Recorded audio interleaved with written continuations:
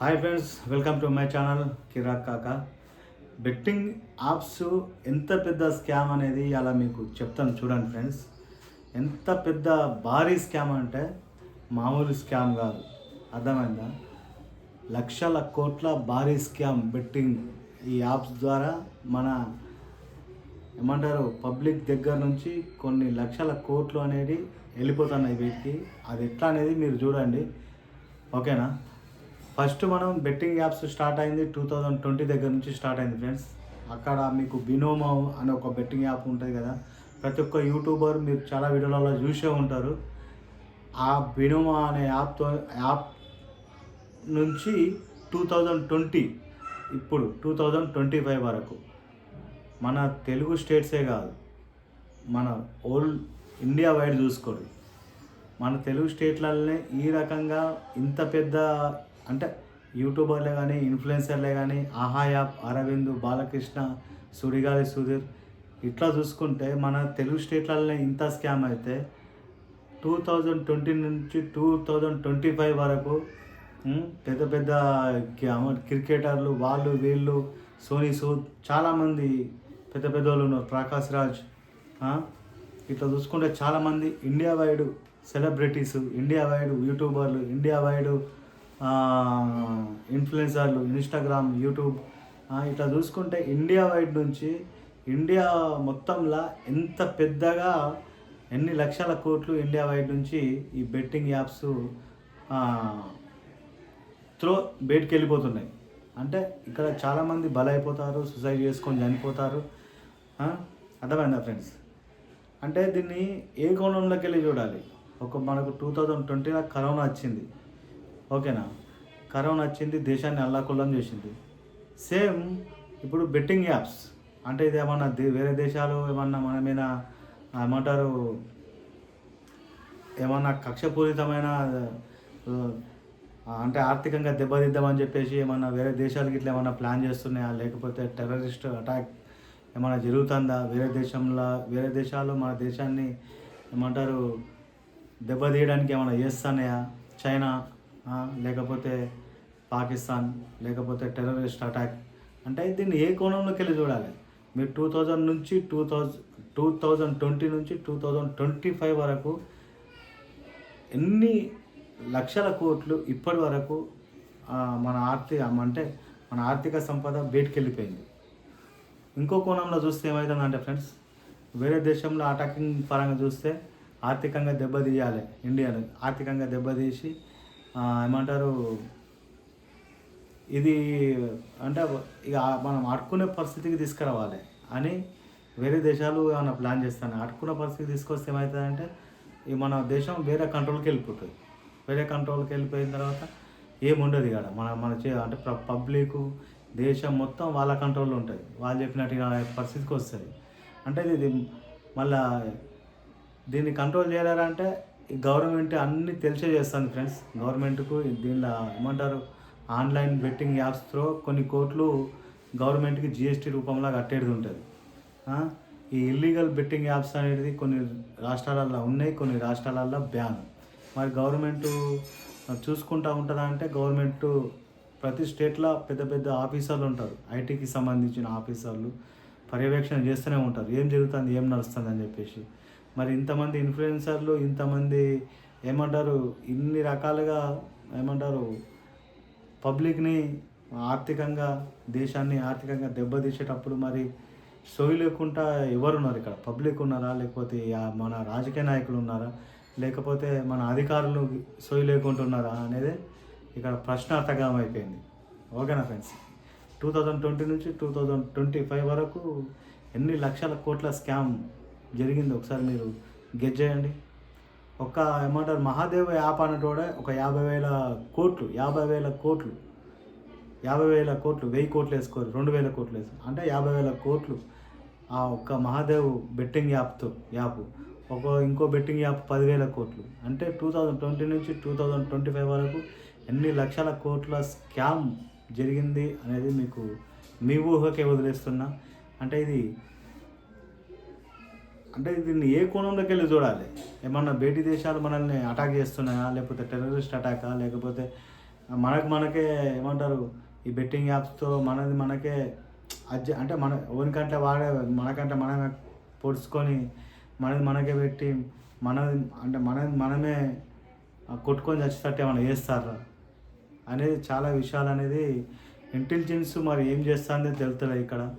ఇంత ఘోరమైన పరిస్థితులు అంటే సూసైడ్ చేసుకోవడాలు చాలామంది మస్తు అన్ని రకాల వ్యక్తులు ఈ బెట్టింగ్ యాప్లల్లో బారిన పడి లక్షలు ఓట్టుకున్న వాళ్ళు చాలామంది ఉన్నారు. వాళ్ళు ఎవర అంటే చాలామంది బయటికి రావట్లేదు. కొందరు ఏంటంటే బయటికి వస్తే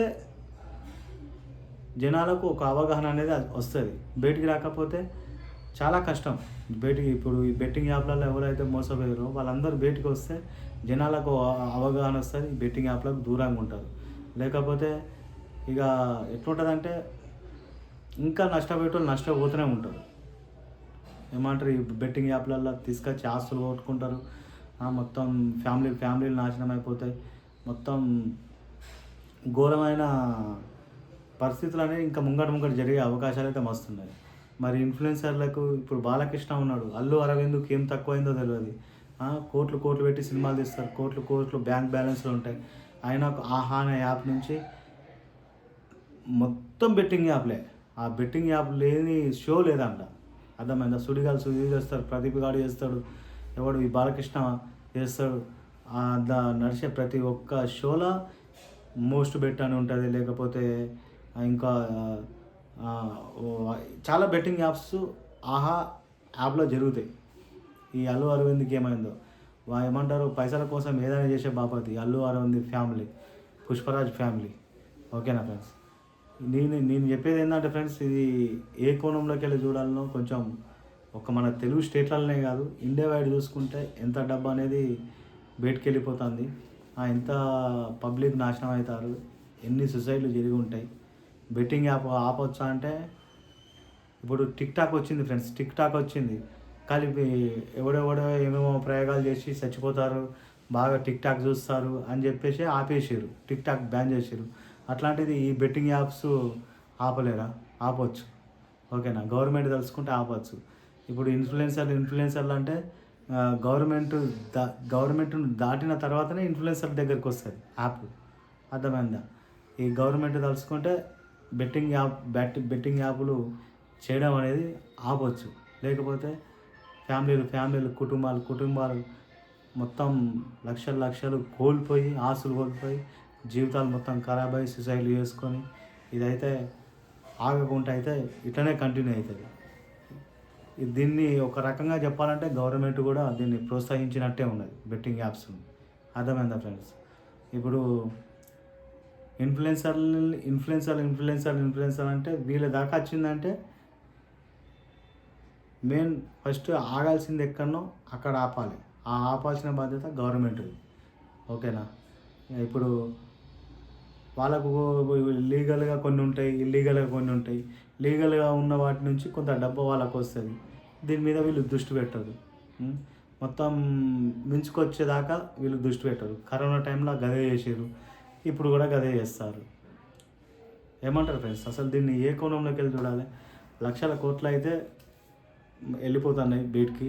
అండ్ చాలామంది అయితే ఈ బెట్టింగ్ యాప్ బారిన పడి చనిపోతారు. చాలామంది ఇన్ఫ్లుయెన్సర్ వాళ్ళు తెలియకనో లేకపోతే పైసలు కావాలనో తెలిసే చేస్తారు. కానీ మొత్తానికి అయితే పబ్లిక్ అయితే దీని నుంచి చాలా ఎఫెక్టెడ్ అవుతారు. అర్థమైందా ఫ్రెండ్స్? ఏమంటారు? అవును, మరి గవర్నమెంట్ నుంచే కదా వచ్చేది. మరి గవర్నమెంట్ వాళ్ళు ఎందుకు ఫస్ట్ దాన్ని బ్యాన్ చేయట్లేరు?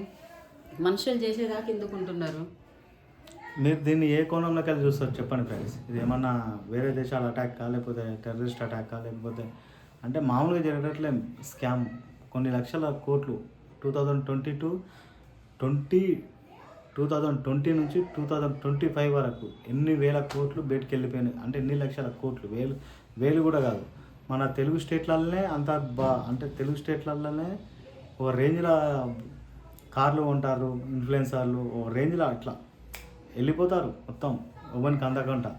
వీళ్ళు ఎట్లా సంపాదిస్తే ఆ బెట్టింగ్ యాప్ వాళ్ళు ఎంత సంపాదించాలి? మొత్తం ఇండియా వైడ్ ఎంత పైసలు పోయి ఉండాలి, ఇండియా వైడ్ ఆ బెట్టింగ్ యాప్ వాళ్ళు ఎంత మనీ సంపాదించాలి, దీన్ని ఏ కోణంలోకి వెళ్ళి చూస్తారో మీరే చెప్పండి ఫ్రెండ్స్. నెక్స్ట్ వీడియోతో మళ్ళీ కలుద్దాం. దీని గురించి ఇంకా మాట్లాడదాం. ఓకేనా ఫ్రెండ్స్. ఈ బెట్టింగ్ యాప్లో జోలికి పోకుర్రి, ఏమంటారు ఏ యాప్లో జోలికి పోకుర్రి నన్ను అడిగితే. మీ పని మంచిగా సెల్ చూసినామా ఒక ఎంటర్టైన్మెంట్ పర్పస్ చూడాలి, వదిలిపెట్టాలి. దానిలో వెళ్ళిపెట్టి దీనిలో వెళ్ళిపెట్టి అన్నీ మొత్తం ఖరాబ్ అయిపోతాయి జీవితాలు. ఓకేనా ఫ్రెండ్స్. బెట్టింగ్ యాప్లో జాగ్రత్త ఉండాలి. జాగ్రత్త మీన్స్ అసలు దాని జోలికే పోవద్దు. ఇప్పుడు మందు ఉన్నది, సిగరెట్ ఉన్నది, ఇప్పుడు బెట్టింగ్ యాప్లు. ఈ మందు సిగరెట్ కంటే ఇంకా ఘోరం బెట్టింగ్ యాప్లు. మందు సిగరెట్ కన్నా కొంచెం టైం ఇచ్చి ఎప్పుడో లాంగ్ టైంలో చనిపోతారు. కానీ బెట్టింగ్ యాప్ అట్లా కాదు, షార్ట్ టైంలో పైసలు కొట్టుకోవాలి, ఆస్తులు కొట్టుకోవాలి. షార్ట్ టైంలో కుటుంబాన్ని ఏమంటారు కుటుంబంతో సహా చనిపోయిన వాళ్ళు కూడా ఉన్నారు. అంత ఘోరం బెట్టింగ్ యాప్లు. ఏమంటారా బెట్టింగ్ యాప్లో జోలికి పోకూర్రి. మీకు అర్థమైంది కదా ఫ్రెండ్స్. ఇండియా వైడ్ ఎంత పెద్ద స్కామ్, లక్షల కోట్ల స్కామ్ జరిగింది బెట్టింగ్ యాప్ల ద్వారా. ఓకేనా. మరి దీన్ని ఎవరు ఎందుకు ఆపట్లేదు చెప్పండి మీరు కూడా. ఏమంటారు ఇది మాట్లాడుతుంటే కూడా కొంచెం కన్ఫ్యూజ్ ఉంటుంది కథ అంతా. అంత ఘోరంగా కిటికలు ఉంటుంది. అర్థమైందా. అంత పెద్ద స్కామ్ ఇది. ఏమన్నా ఈ మధ్యలో జరిగిన పెద్ద స్కామ్ అంటే నాకు తెలిసి ఇండియా వైడ్ ఇదే అవుతుంది. కొంచెం దృష్టి పెట్టండి పబ్లిక్ కూడా. దీని గురించి కామెంట్లలో చెప్పండి. ఏ కోణంలో చూడాలి దీన్ని, ఈ బెట్టింగ్ యాప్స్ స్కామ్ని. లక్షల కోట్ల స్కామ్ ఇది. Right boy. ఇది మాకు ఖరాబ్ అవుతుంది వీడియో చెప్తే.